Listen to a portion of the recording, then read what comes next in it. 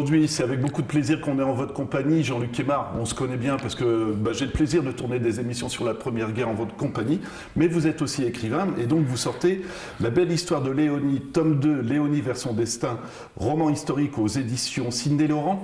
Vraiment une question toute banale au départ, vous aviez prévu de faire une suite à La belle histoire de Léonie? C'est-à-dire qu'au départ, non. Mais vu l'ampleur de l'histoire et vu comment j'ai terminé le premier tome, j'ai laissé finalement une porte ouverte pour écrire le deuxième ouvrage.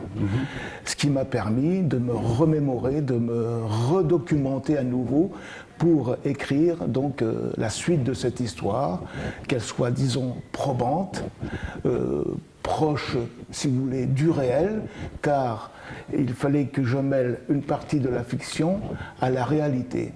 Car mon but, c'est de faire revivre les personnages qui ont existé. Ce n'est pas un document historique. C'est ça qu'il faut bien se dire. Alors, si vous voulez bien faire un petit résumé du premier roman, comme ça on sait où on en est dans la vie de Léonie. Alors, pour résumer, donc c'est une sale histoire qui débute en septembre 14 à Mont-sur-Meurthe, lors de l'investissement de ce village par les soldats allemands, et qui vont entrer dans les maisons pour piller, se ravitailler, et ainsi de suite. Et là, malheureusement, dans cette maison Bouvier, où ils rentrent, eh bien, les propriétaires, si je puis dire, ne vont pas, disons, entendre partager ce qu'ils ont à partager. Et sur les menaces donc, de ces soldats-là, Monsieur Bouvier père donc, va essayer de décrocher son fusil pour justement les mettre dehors. Mais les Allemands, plus prompts que lui, eh bien, vont donc les assassiner d'un coup de baïonnette, lui et son épouse. Voilà. Et après, la petite sera recueillie. Donc, qui entend du vacarme en bas, qui était dans sa chambre en haut, donc se permet, disons, subrepticement d'aller voir ce qui se passe et elle voit ses parents allongés et elle repart, disons, comme elle est venue et fait semblant de dormir dans son lit où les Allemands ne la perturberont pas. Et bien sûr, elle va être recueillie ensuite par deux soldats français que je nomme Louis et Marcel, qui eux aussi viennent d'investir le village pour chasser les Allemands et aussi à la recherche de ravitaillement. Et là, ils découvrent cette petite fille, disons, attristée, en pleurs, et la prennent en pitié, ce qui est tout à fait logique, et vont l'amener chez un paysan à Mont-sur-Meurthe, donc monsieur Nicolas. Et ce paysan, connaissant bien cette famille-là, va la garder 2 jours, le temps que les gendarmes donc viennent enquêter sur cette histoire. Et ce gendarme-là, donc le gendarme Alfred Lebon, va la prendre sous son aile et elle va entamer un parcours, disons, assez chaotique finalement, puisque ce gendarme va être muté à Verdun en zone de guerre, et dans cette zone de guerre, il lui est interdit par son commandement que sa famille le suive. Donc, pour placer cette jeune femme-là, donc cette jeune fille, pardon, en sécurité, elle va se retrouver dans un institut religieux à Nancy jusqu'en mars 1918. Donc, et ça, ce parcours-là, je le décris de septembre 15 à mars 1918. Dans ce premier tome. Ce que je trouve intéressant justement, c'est qu'on arrive à la fin de la guerre, au début du deuxième volume, et on voit la France est complètement ravagée, et il faut trouver, on va dire, une carrière aussi pour tous ces jeunes, et presque naturellement, elle va choisir de devenir enseignante. Voilà, d'accord. Cette gamine est douée pour les études à l'époque. Et elle va être très bien épaulée par sa mère d'adoption, Pauline, qui va l'aider, la seconder et la pousser vers l'enseignement, chose finalement que Léonie voulait faire. D'ailleurs, elle en avait déjà parlé à sœur Émilie, sa grande amie de l'Institut religieux, qu'elle voulait prendre exemple sur elle, parce que sœur Émilie était enseignante à l'Institut religieux et elle s'est toujours dit je ferai comme toi. Voilà. Donc ça tombait bien. Et Pauline l'a bien aidé à évoluer dans les études et elle l'a poussé, voilà. Voilà. Ce que je trouve assez passionnant, justement, encore une fois, je parle de France en reconstruction, on parle de Émilie qui va devenir enseignante, mais il faut parler aussi des élèves, parce qu'il y a les deux petites sœurs, alors je suis en train de chercher leur nom, les sœurs Urbain, je trouve que c'est des personnages intéressants. Vous pouvez nous en parler? Oui, parce qu'à cette époque-là, donc il n'y avait pas de transport scolaire, hein. Les jeunes prenaient donc le baluchon. Il n'y avait que le jeudi pour se reposer, car il y avait même école le samedi à cette époque-là. Et elles n'avaient pas trop le choix, car les parents étaient, disons, assez rigoureux pour que leurs enfants aillent donc suivre l'enseignement qu'il était, disons, à cette époque-là, nécessaire pour évoluer dans la société. Alors ces jeunes filles prenaient leur baluchon avec le ravitaillement et déjeunaient à l'école. Leur pot de camp, qu'on appelait à l'époque, elles le faisaient réchauffer sur le fourneau de la classe. Voilà. Et finalement, plus tard, Léonie se souviendra de son passé d'enfant, d'une autre époque encore, bien avant, et qui elle aussi, de temps en temps, faisait pareil lorsque ses parents étaient au champ, assez loin du village et qui ne revenaient pas à midi. Donc elle faisait pareil, donc amener son pot de camp, le faire réchauffer sur le fourneau de l'école pour manger, quoi, voilà. Et ce que je trouve émouvant, c'est, encore une fois, c'est l'aspect social, et vous le décrivez bien, c'est que c'est souvent des enfants qui ont perdu leurs parents, surtout leur père ou leur frère à la guerre, quoi. Ouais. Donc on n'imagine pas comment ça devait être psychologiquement. Vous le dites même, Émilie, elle appréhende de les avoir, ses élèves, parce qu'elle ne sait pas comment elle pourra les gérer. Alors, pour dire que Léonie, oui, bien sûr, va disons, prendre sur elle, parce qu'il ne s'agit pas d'être sévère pour être sévère, il s'agit d'être humain avant tout et de comprendre. Donc, l'intelligence de Léonie veut qu'elle s'adapte à toutes ces situations. Et elle le fait très bien d'ailleurs, puisque une jeune fille ne ressemble jamais à une autre.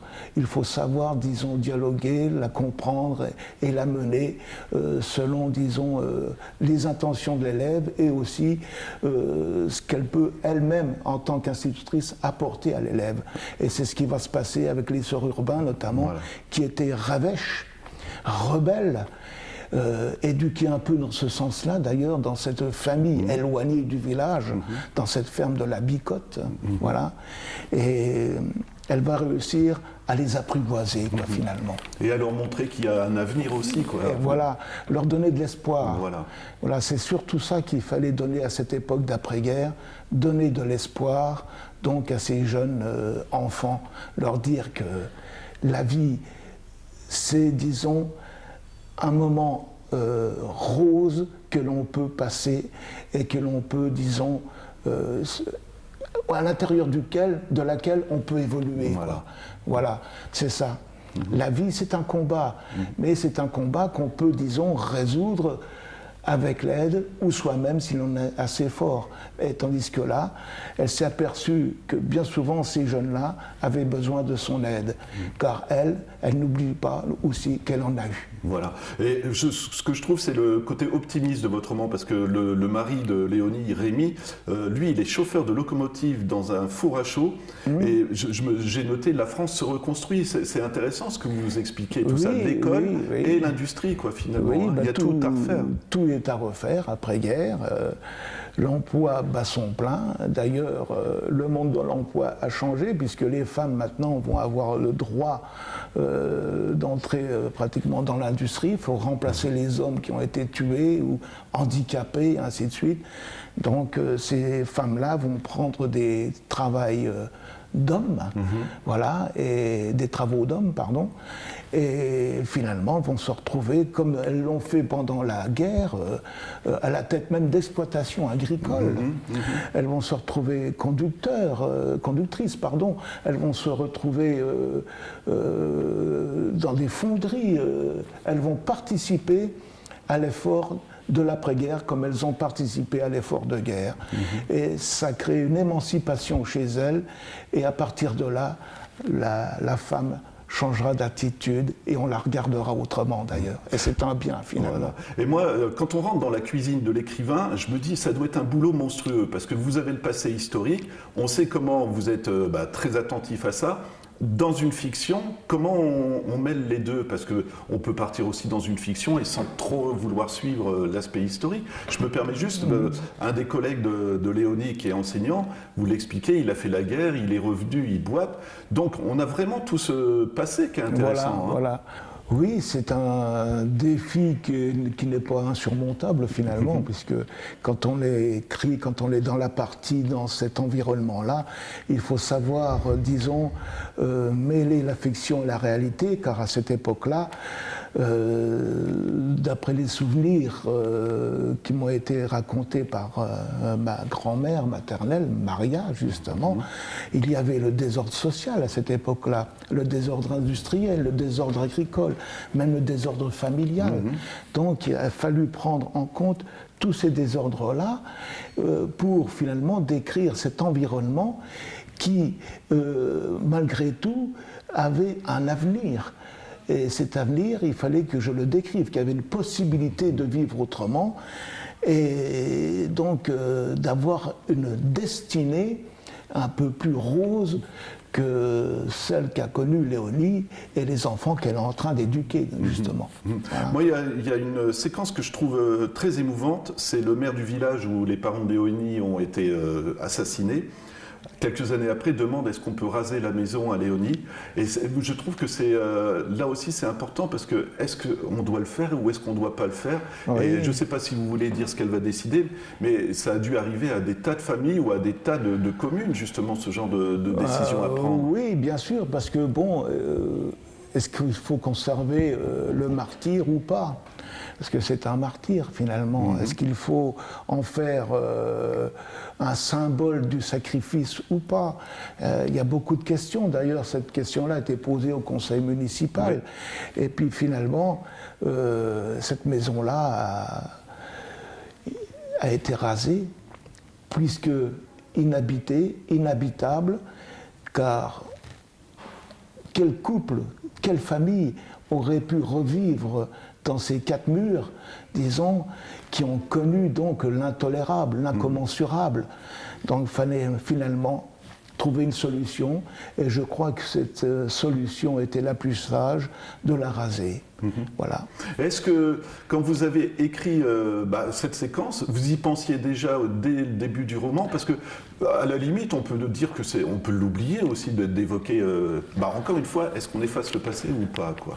Non, je n'avais pas pensé, disons, à cet épisode-là, mais au fur et à mesure de l'écriture, on revient souvent en arrière pour bien comprendre la situation qu'il va se produire dans l'avenir. Donc, je me suis dit qu'il fallait trouver une solution pour que ce village ne conserve que le bon, le beau de cette famille-là. Elle ne conserve pas, disons, le martyr. Mais en contrepartie, il y aura une rue qui sera baptisée rue Bouvier. Voilà, en hommage justement à ce couple qui a connu, disons, l'intolérable, l'horreur. Ouais. Voilà. Je ne veux pas dévoiler la fin, mais Léonie va avoir des enfants. Et je me rends compte que, alors je ne sais pas, parce que comme on en parlera, ce qui est inspiré du vrai et du faux, à chaque fois le destin de ces enfants et de cette famille est dirigé par les guerres qu'il y a eu en France, la Deuxième Guerre et l'Algérie. J'ai trouvé ça, c'est vrai que finalement, c'est des familles qui sont marquées quand même. Hein. Elles sont très marquées, bien sûr, puisque dans la fin de mon livre, dans le paragraphe « Que sont-ils devenus ?» donc je commente succinctement, disons, ce que sont pratiquement devenus elle, sa famille, ses amis. Voilà, donc c'est sûr que la vie continue malgré tout, malgré toutes les affres de la vie actuelle de l'époque. Et celle qui viendra après. Et je pense qu'il y a presque matière à écrire un autre livre d'ailleurs, puisque je ne vous le cache pas, j'ai commencé un autre ouvrage concernant Léonie, parce que Léonie, je vis avec. Ah, c'est difficile de la quitter. C'est difficile de la quitter, oui, voilà. Ouais. Tellement elle est prenante, tellement elle est dans ma tête. Et justement, là, ce sera Léonie, finalement, résistante. Voilà, bah oui, alors on n'en dévoile pas trop parce que Voilà. c'est vers la fin du roman. Voilà. Mais moi, quand j'ai lu justement un petit peu le résumé que vous faisiez sur la fin de la vie de la famille, moi je pense à moi et je me dis finalement, on dit j'ai une vie où c'est un train-train, mais quand on prend le temps d'observer tout ce qu'on a vécu, et c'est pas ce que j'ai vécu ou que peut-être vous avez vécu, mais on se dit finalement, une vie c'est quand même bien rempli, même si on dit on s'ennuie parfois, non? Oui, c'est vrai. Bon, je ne comprends pas d'ailleurs les gens qui s'ennuient. Voilà. Parce que une vie bien menée, bien remplie, il n'y a pas d'ennui, il n'y a que du plaisir, quelquefois des déboires. Mais quand les plaisirs sont plus nombreux que les déboires, c'est une belle vie, quoi. Ouais, Voilà. absolument. Et Léonie, j'ai voulu qu'elle ait une belle vie. Ouais, c'est Voilà. ça que j'ai trouvé touchant, Voilà. c'est que à chaque fois on pourrait dire bah, tiens on va lui mettre un petit caillou dans la chaussure pour histoire de. Voilà. Et vous avez vraiment, c'est ce que je disais, c'est le côté optimiste dans ce livre que vous cherchiez. Voilà, c'est ça. Oui, parce que il faut penser à la fin. La fin, elle doit être heureuse. J'aime pas d'ailleurs les fins malheureuses, alors donc ça c'est en moi, c'est ma nature. Mais il y a toujours de l'espoir à donner, et cet espoir, je crois qu'elle va le saisir quand elle connaîtra d'autres aventures, hein, bien sûr. Eh ben, on sera impatient de les Voilà, découvrir. voilà. Mais justement, c'est ce que je voulais vous demander, entre la part de fiction et il y a des personnages qui sont issus de votre famille. Comment, encore une fois, on mêle entre fiction et vie réelle? Parce qu'il y a vraiment des personnages que vous avez connus, quoi. Ah bah bien sûr, oui. Moi, quand j'évoque Maria, ma grand-mère maternelle, voilà quoi. C'était une femme entière, une femme, disons, battante. C'était une battante, hein, un peu comme Léonie, quoi. Voilà. D'ailleurs, c'est pour ça qu'elle s'accordait si bien. Son mari, bon, qui a fait la guerre, qui a été gazé à Verdun, je ne l'ai pas connu. Hein, mon grand-père maternel, Louis, voilà. Mais d'après ce que j'en sais, j'aurais bien aimé le connaître et je lui dois beaucoup, sans doute aussi à lui, hein, par sa droiture, sans doute qu'il avait, et sa manière d'être, d'après les courriers, d'après les documents que j'ai lus, et ainsi de suite, quoi, voilà. Et c'est très facile de parler donc en tant que fiction d'un personnage qui a existé, quoi, de le faire revivre. Quand on connaît, disons, un peu son tempérament, un peu, comment je veux dire, son caractère, sa façon d'être, ainsi de suite. Donc je crois que là, ça amène toujours le plus dans un roman. Voilà, c'est pas vraiment de la fiction irréelle, si je puis dire. Il y a une part, disons, de réel dans cette fiction-là, quoi. C'est ce que j'aime bien. Est-ce que, ça va être un gros mot, vous vous considérez comme chanceux d'avoir eu des informations de votre grand-mère? Parce qu'on sait très bien que dans les familles, quand on évoquait la guerre, le père, le frère, encore une fois, ou le grand-père pour les petits-enfants, généralement on disait je ne veux pas en parler. Et vous, j'ai l'impression que par contre vous avez eu, comme vous dites, des lettres, des choses comme ça, quoi. Moi j'ai eu la chance, dès mon plus jeune âge, que ma grand-mère m'en parle. Voilà. Elle me parlait souvent de Louis, mon grand-père, et dès l'âge de 7 ans, hein, 6-7 ans, dès que j'ai su lire, d'ailleurs, elle me disait, Jean-Luc, viens, j'ai reçu le journal trimestriel de la médaille militaire, et j'allais chez elle, et elle habitait en face de chez moi, d'ailleurs, et je lisais donc cette revue-là, qui existe toujours d'ailleurs, voilà, avec les images de l'époque, des combats, de poilus, de ceci, de cela. Et ça m'a toujours marqué. Et depuis ce temps-là, j'adore l'histoire. Et bien sûr, la période prépondérante de cette histoire que j'adore, c'est celle de 14-18, quoi. Voilà, c'est ça. Jean-Luc, ça sera ma dernière question. C'est un roman historique au sens où ça se passe à la fin de la guerre 14-18. Mais ce qui est intéressant aussi, c'est qu'il y a des petits interludes où l'auteur, vous parlez à vos petits-enfants. Et ça, je sais que c'est important, la transmission pour vous. Hein. Voilà, mon bonheur, c'est de transmettre. La mémoire se transmet. Et donc, mes 3 petites filles, donc les plus âgées, si je puis dire, donc je leur raconte cette histoire depuis d'ailleurs l'ouvrage du tome 1. Voilà, et pourquoi pas continuer avec le tome 2. Voilà, et donc elles sont en âge de comprendre, en âge de, bien sûr, de lire. Puisque, et ça me permet d'avoir une certaine continuité dans l'histoire, c'est-à-dire de ne pas conserver l'histoire rien que pour moi. Voilà. Et je suis sûr que plus tard, d'ailleurs, il y a une petite fille qui m'en parle des fois, qu'elle gardera donc les livres pour les transmettre plus tard à l'autre génération, qui se créera, j'espère. Et on en parle toujours, l'importance de la transmission et de ne pas oublier le passé, quoi, tout simplement. Voilà, c'est ça, oui. Voilà, donc je marque un peu ma famille avec ça. Et surtout donc mes petites filles, parce que je n'ai que des petites filles. Voilà. Jean-Luc, une dernière précision, ces livres-là, on peut les trouver où alors justement? Et les autres que vous avez écrits? Oui, alors ils sont en vente d'abord sur les sites de la FNAC et d'Amazon. Mis à part ça, ils sont en vente dans les grandes surfaces du département de la Meuse, les centres Leclerc et Cora, plus au centre Leclerc de Conflans-Jarny. Et dans quelques librairies meusiennes, je peux citer la librairie La Fabrique à Bar-le-Duc, la librairie Entrée Livre à Verdun notamment, la Maison de la Presse de Saint-Miel et la librairie Commercienne, comme le veut son nom l'indique, à Commercy. Voilà.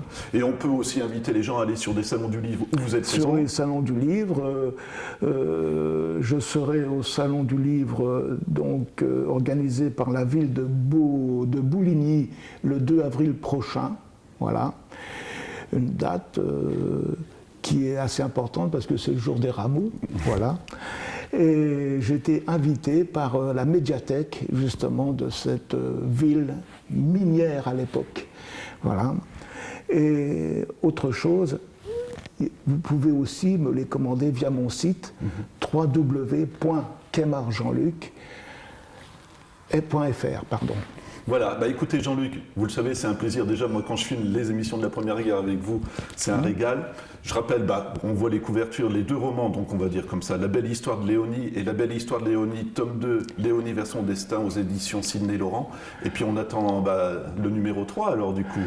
Le numéro 3 est bien commencé déjà, voilà. Ça concernera une autre période trouble que mes parents ont connue, voilà.